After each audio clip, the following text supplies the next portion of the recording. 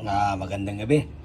Sige, at ito ang aking low carb na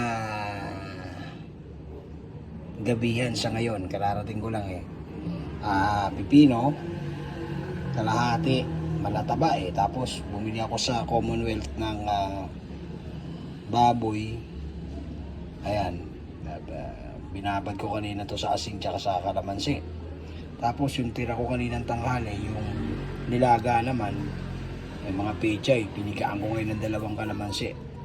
At talagang gutom na ako. Okay, lalo sa mga mga kababayan natin dyan na mga may sakit na diabetes. Matagal na ako, mahigit na akong 15 years, mahigit na akong diabetic nag-i-insulin ako. Nag-test ako ng sugar na kagahapon.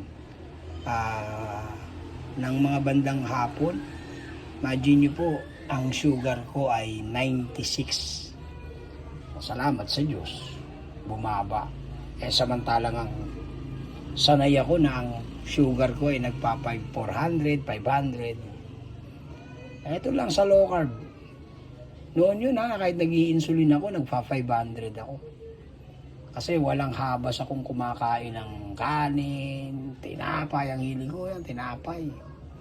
Yan, nagsosoft drinks pa minsan. Pero talagang nasa pagdidisiplina talaga. Tsaka yung pagkain na kinakain. Kung ano yung kinakain mo, yun ang magiging bunga sa ating katawan. Ayan. Ito po. Tayo po'y kumain na. Shout out kay paring Benz. Benz, kamusta ka na? Kay Brad Emil Alarcon, kamusta po? At okay, sis Rosalinda Salamanes, magandang gabi. Sis Weng, kamusta ka na?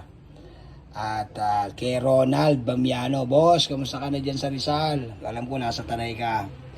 Laging mag-ingat, ingatan nawa. Salamat sa Diyos at magandang gabi.